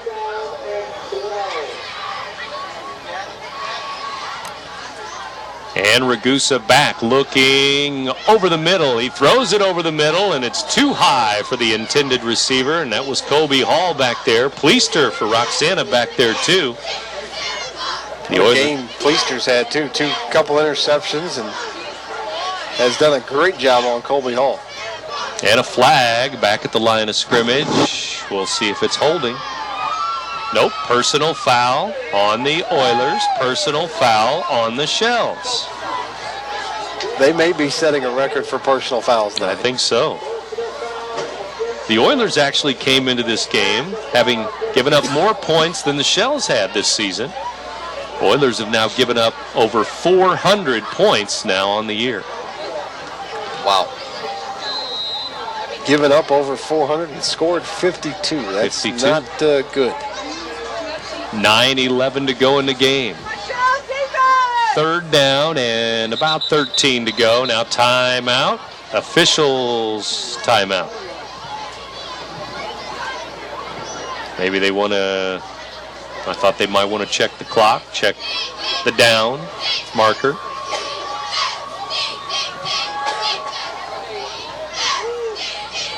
And again, over 9 minutes left, and the Oilers now look to get into the end zone here. At least into the red zone is where they are now.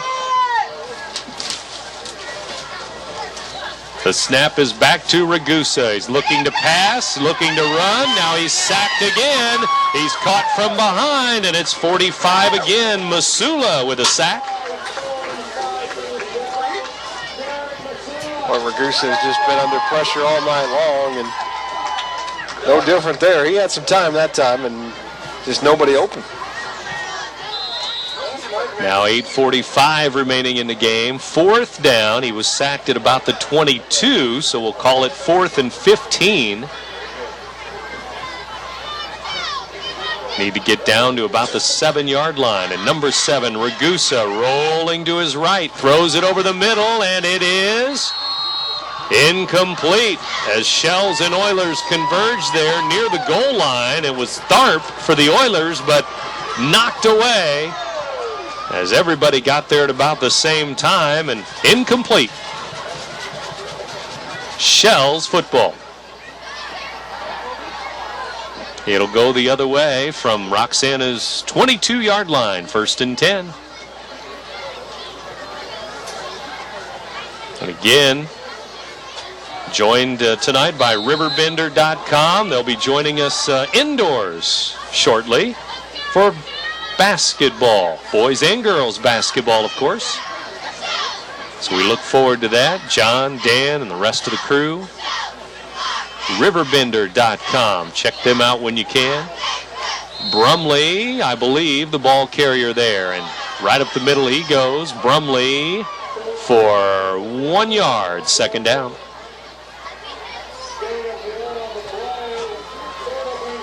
Shells had a touchdown in the first quarter, another one in the second quarter, 13-0 at half. Anybody's game still, but that third quarter, all Roxana's. They scored 3 more TDs.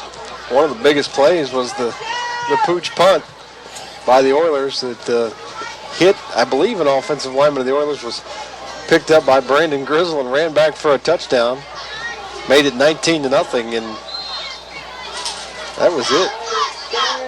Roxana running it over the left side this time, and Donnie Spann, the big junior fullback, trying the left side, and he's going to gain about 7 yards over that left side. The big fullback making it 3rd down and 2 from the 30-yard line. That looked like not much of a gain at all. All of a sudden he pushes the pile forward for about 7. Left side again, and now the Shells have a 1st down. It's Spann again, the big fullback running between the tackles, and he's out over the 35 to the 37, 1st and 10, Roxana. Shells football. Well, we're going to see some good battles on the hard court this winter. We're going to see Adam Miller and the Oilers, Mark Briggs and the Shells. On the girls' side, though, Mike Arbuthnot and Joe Parmentier back at it for the big battles. Shells and Oilers. There's a quick handoff up the middle to Span. No gain this time, so 2nd and 10. 6.5 minutes to go in the game. Span 1st and 10. Really right here, I mean, they have been on the field all night long for the most part, and it just can't be a lot of fun out there for them right now, getting beat 39-0 by a team that's 0-8. And meanwhile, the offense of the Shells could probably like to see this game continue for the rest of their life. Play till midnight if they could. That's for sure. 1st and 10 from the 50-yard line. They'll hand the ball off to Shea. Hands it. Big hole again right up the middle. Who gets the carry this time? Number 3, Brandon Little, a sophomore, and he has 13 yards. Little gets it to the 20, or make it the 37-yard line of East Alton Wood River. 1 touchdown here in the 4th quarter. That was 1 minute into the 4th when Brumley scored.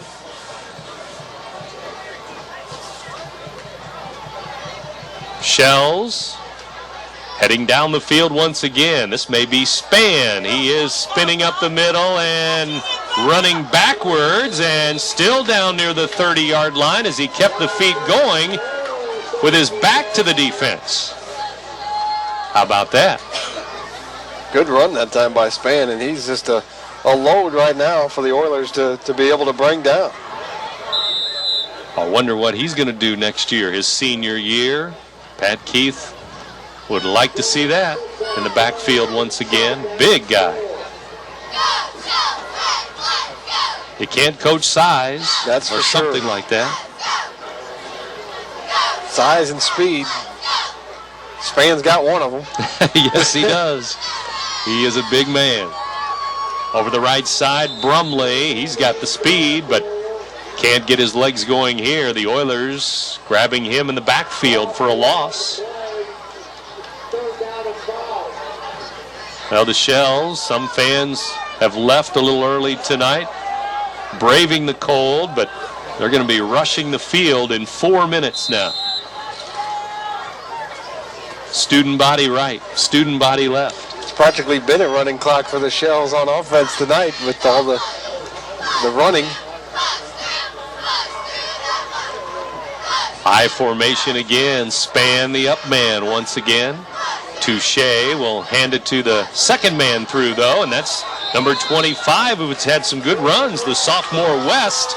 And West is down to the 20-yard line. 1st and 10 in the red zone. The Shells looking for the land of milk and honey once again. 39-0, and they're at the 20-yard line of East Alton Wood River.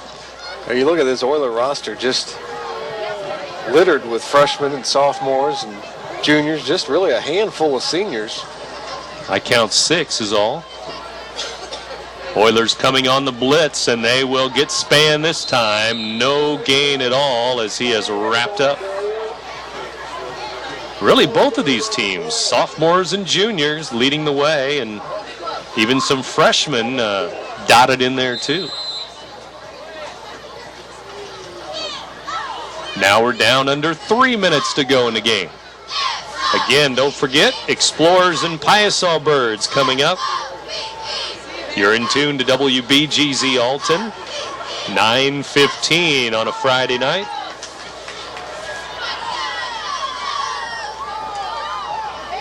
Two and a half minutes to go as they run the football. West trying to break tackles again, and West is inside the 10 to about the 7-yard line. 1st and goal.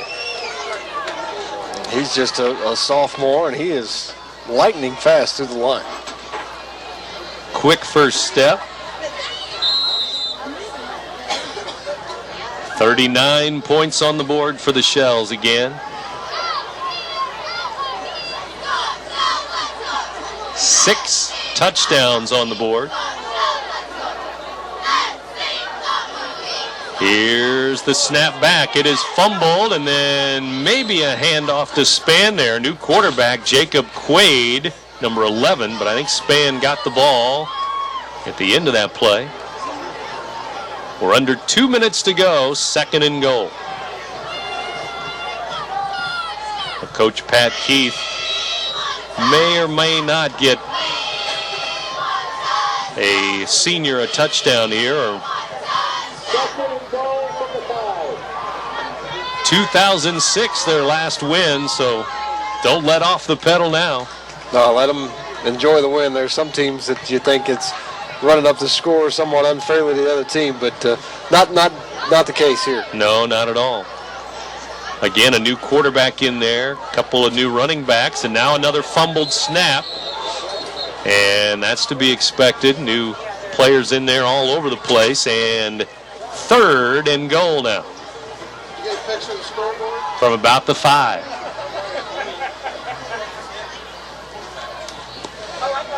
One minute to go in the game. 1 minute.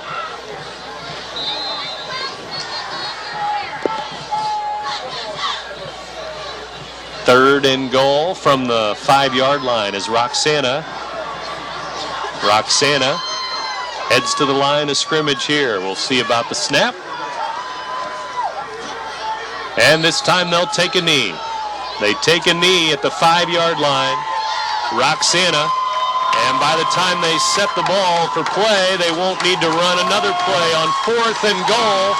And that's going to be a big, big victory for the Roxana Shells. Shells over the Oilers. 39-0 here in week number 9 of 2009. Wow, what a win for the Shells to finally break the losing streak. And it's just a lot of happiness in the stands and on the sidelines right now. I can't imagine what it must feel like to break that losing streak and get a win. It was their Super Bowl tonight, and they came to play, and they did a great job. Back with a post game in a moment from Shell Country. You're listening to 1570 Radio Sports.